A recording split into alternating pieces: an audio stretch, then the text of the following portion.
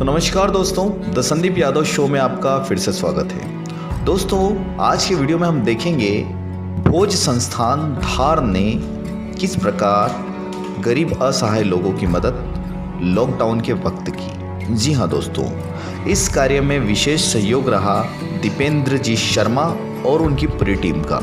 उनके साथ 3 महिला समूह ने भी उनकी सहायता की।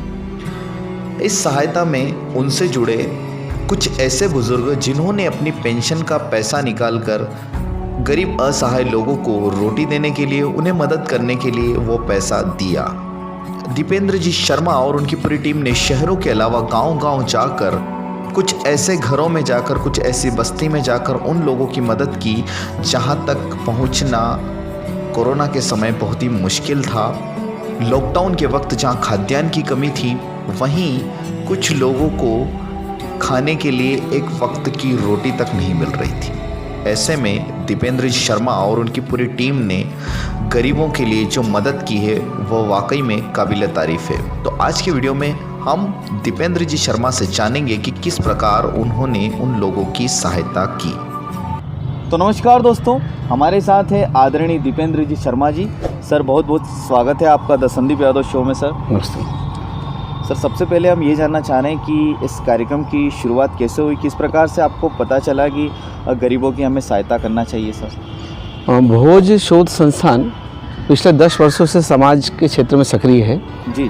शोध के साथ साथ सामाजिक आवश्यकताओं, मानवीय सरोकार और संवेदनाओं से भी भोज शोध संस्थान का सीधा जुड़ाव रहा है। चूँकि हम समाज से जुड़े होते हैं तो समाज के सुख दुख से हम सीधे परिचित हो जाते हैं। जी।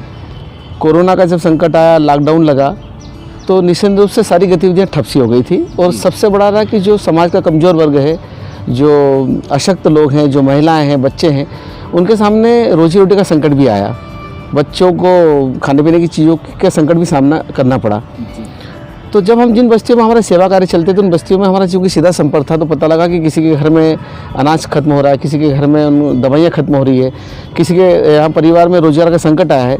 और ऐसे संकट में सबसे जो महत्वपूर्ण आवश्यकता थी वो थी रोटी की आवश्यकता। और आदमी कम कपड़ों में रह सकता है लेकिन भूखा नहीं रह सकता है। जी बिल्कुल। तो हमने कोई हमारे रहते भूखा न सो पाए, कोई हमारे रहते संकट में न रहे, ये भाव जो संस्थान का जो भाव था, उसी सरोकार के अंतर्गत हमने एक अभियान चलाया था, जरूरतमंद को रोटी, असहाय को आटा। जी। और हमको ऐसा लगने लगा कि हम ये आटा रोटी का जो प्रकल्प है, फिर हमने इसको बाद में बदला है कि जो किसी कारण से असहाय है, जो किसी कारण से रोटी बनाने की स्थिति में नहीं है, तो हमने उसको असहाय को हम रोटी देंगे और ज़रूरतमंद को हम आटा पहुंचाने का काम करेंगे। किस प्रकार से आपको लोगों का पता चलता है कि हमको गाँवों में भी जाना चाहिए? जैसे कि आपने शहरों से शुरुआत करी और गाँव तक आप पहुँचे, तो सर कितने गाँव तक आपका सफ़र रहा, कैसे कैसे लोग मिले वहाँ पर? संदीप जी, यदि निस्वार्थ सेवा है जी, तो ज़रूरतमंद तक आप पहुँच जाते हैं और आप तक ज़रूरतमंद पहुँच जाते हैं। जी बिल्कुल। जब हमने प्रकल्प शुरू किया था, हमने इसका कोई प्रचार प्रसार नहीं किया था। हाँ। लेकिन समाचार पत्र से जुड़े लोगों ने इस काम को हमारे काफ़ी लोगों तक पहुंचाया है। और मैंने कहा कि हमारा बस्तियों में संपर्क था, समाज से सीधा संपर्क था, तो बहुत जल्दी उन लोगों तक पता लग गया कि इस तरह की गतिविधियां संस्थान करता है। हम ये कर रहे हैं ये पता नहीं था, संस्थान कर सकता है हमारी मदद, तो मदद का विश्वास लेकर लोग हमारे पास आए। और चूँकि संस्थान के पास किसी प्रकार की शासकीय सहायता नहीं थी इस काम के लिए, और ना कोई हमने किसी प्रकार का एकत्रीकरण किया था, तो हमने समाज से समाज का सहयोग की एक भावना विकसित की कि हम समाज से सहयोग लेंगे और समाज के ज़रूरतमंद लोगों तक पहुंचाएंगे। तो 3 महिलाओं के समूह थे। एक जीजा माता महिला मंडल था, एक बजगांव, एक SHG स्व सहायता समूह था, और एक शहरी क्षेत्र का हमारा ऐसा समूह था, जिन महिलाओं ने अपने घर की रोटी के साथ साथ अपने ज़रूरतमंद भाई बहनों के लिए 10-10 रोटी अलग से बनाई। तो हर दिन महिलाओं का एक समूह हमारे 30 परिवारों की रोटी की व्यवस्था करता था। जो किसी कारण से रोटी नहीं पा रहे थे, जो समर्थ थे, उन्होंने हमको तुरंत आटा दिया था ताकि हम वो आटा उन ज़रूरतमंदों तक पहुंचा सकें। तो प्रतिदिन हमारा 50 किलो से 1 क्विंटल तक आटा हमारा बढ़ जाता था। फिर जब हम घरों में गए तो पता लगा कि केवल आटे से काम नहीं चलेगा, किसी को चावल की आवश्यकता थी, किसी को दाल की आवश्यकता थी। तो जैसे जैसे ज़रूरत हमारे पास आता कि हमने वैसे वैसे समाज को लौटाना शुरू किया। हम एक माध्यम भर थे, हम एक पुल थे, एक ज़रूरतमंद से दूसरे ज़रूरतमंद तक पहुंचाने का काम था। क्योंकि ऐसे संकट के समय में, जब देश संकट में हो, जब मानवता संकट में हो, तो असली सामर्थ्यवान की पहचान हो जाती है। लोगों ने हमें बुला के सहयोग दिया, लोगों ने हमको बुला के सामग्री दी, और उस सामग्री का हमने योग्य व्यक्ति तक पहुँचाने का प्रयास किया। सर, इस कार्य में, इस ग्रुप में आपके भोज संस्थान के अलावा सर और कितने लोग जुड़े इसमें, जैसे आप बता रहे थे महिला मदद? संदीप जी, इस संकट के समय में मुझे बड़ी खुशी है कि हम भारतीय संस्कृति के लोग हैं और भारतीय संस्कृति में सुख और दुख साझेदारी में होते हैं, बढ़ते हैं। जी जी। हम जब सुख में एकत्रित होते हैं, सुख में हम सहयोगी हो जाते हैं, तो दुख में भी ऐसे बहुत सारे लोग सहयोग हुए। मैं एक विशेष उल्लेख नहीं करना चाहता हूँ कि हमारे इस प्रकल्प में कई लोगों ने अलग अलग प्रकार की मदद की है, लेकिन एक मदद मुझे बहुत अच्छी लगी। वो थी एक चिकित्सक ने, जब हम किसी ज़रूरतमंद की दवाई लेने गए, अस्पताल गए, तो वो उनने हमको मास्क लगे हुए थे, हमारे चेहरा हमारा बंद था, लेकिन उसने पहचान लिया, बोले वही लोग ना जो आप सेवा कार्य कर रहे हो। तो हमने कहा हम वही लोग हैं। तो उन्होंने कहा कि देखो मैं इस समय तो चिकित्सीय काम में हूँ, पीपीई किट में हूँ और मैं पर्स लेके नहीं चलता हूँ, लेकिन कुछ खर्चे के पैसे मैंने रखे हैं। और उस डॉक्टर ने बिना गिने वो पैसे हमको पूरे के पूरे लौटा दिए। अब देखिए, एक डॉक्टर जो मरीजों की मदद कर रहा है, एक डॉक्टर जो इस कोरोना लॉकडाउन में जो स्पर्श की बीमारी है, जिसमें जानलेवा बीमारी है, ऐसे में अपना पूरा समय अपने परिवार से दूर रह के एक अस्पताल में अपनी सेवा दे रहा है, वो अपने जेब से बिना गिनी राशि निकाल के मददगारों के लिए देता है। जिन्हें हम कहते हैं कि डॉक्टर ने एक सेवा के साथ साथ मानवीय सरोकार को भी आगे रखा। दूसरा है कि इस संकट के समय में बुजुर्गों पर बड़ी परेशानी थी, क्योंकि बुजुर्ग बाहर नहीं जा सकते थे और बुजुर्गों की और विशेष करके जो पेंशनर लोग होती हैं उनकी आय बड़ी सीमित हो जाती है। जी जी जी। और उस समय हर आदमी चाहता है कि मेरे पास मेरा आर्थिक पक्ष मजबूत रहे, मेरा पैसा मेरे पास सुरक्षित रहे, मैं सुरक्षित रहूं। लेकिन संदीप जी, इसमें सबसे अच्छा लगा कि बुजुर्गों ने अपनी पेंशन में से एक बड़ा हिस्सा निकाल के इस सेवा कार्य के लिए दान दिया। जी।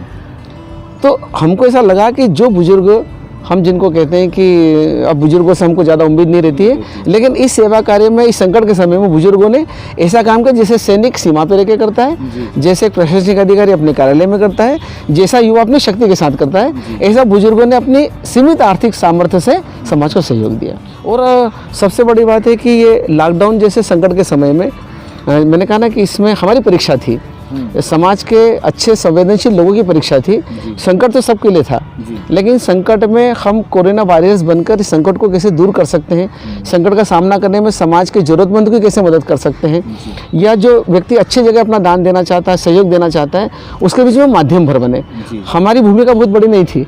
एक बड़ी भूमिका तो उनकी थी जिन्होंने सामर्थ्य अपने समाज के लिए दी, और एक भूमिका उनकी लिए थी जो वाकई ज़रूरतमंद थे और उन्होंने अपने लिए सामग्री ली। संदीप जी, मैं आपको उदाहरण बताना चाहता हूँ। एक मूसापुरा करके गांव है, मूसापुरा, उस गांव में हम गए। वो गांव वनवासियों का गांव है ना, शहर से बहुत ज़्यादा दूर नहीं, लेकिन शहर की चकाचौंध से, शहर के प्रभाव से, वैभव से बड़ा दूर गांव था। छोटी छोटी झोपड़ियाँ, छोटे छोटे घर हैं। हम वहाँ गए, एक दिन हम गए तो हम सामग्री बांट के आए।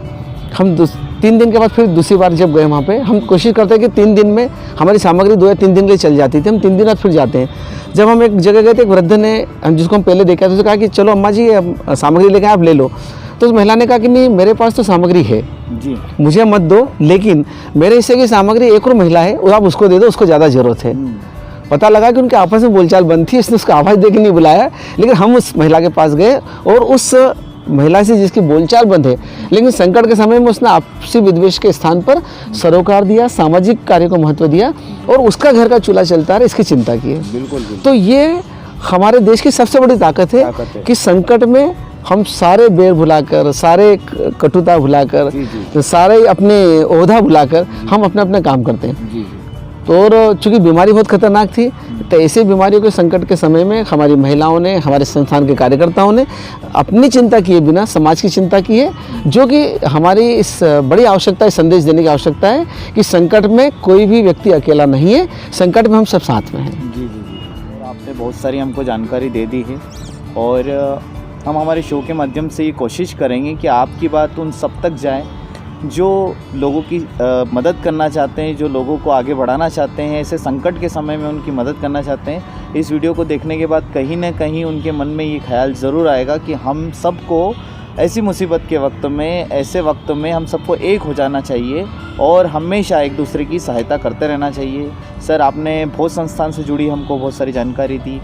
शायद ही जब जो भी ये लोग देखेंगे, जो भी ये वीडियो देखेंगे, उन सब तक धार ज़िले की जो राजा भोज की नगरी धार है और वहाँ का जो संस्थान है भोज संस्थान, वहाँ की जो ऐसी मोटिवेशनल बातें हैं जो कि आपने संस्थान के कार्य हमें बताए हैं, निश्चित ही हम सब तक बताने की कोशिश करेंगे। और कहीं ना कहीं जो है सभी युवा और जितने भी लोग आपके इस वीडियो को देख रहे हैं सर, उन तक ही आपकी बात पहुंचेगी। सर, आपने हमारे शो पर समय दिया। द संदीप यादव शो की ओर से आपका बहुत बहुत धन्यवाद सर। मैं संदीप यादव शो के सभी दर्शकों से अनुरोध करूंगा कि कोरोना का खतरा भी टला नहीं है। जी।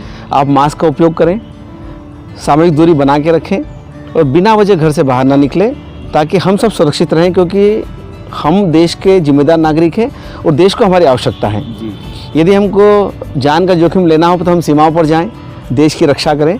लेकिन जब देश में हम रहते हैं, एक नागरिक की भूमिका रहते हैं, तो नागरिक अनुशासन का पालन करें, अपनी जिम्मेदारियां समझें और खुद भी बचें और अपनों को भी बचाएं। धन्यवाद। धन्यवाद।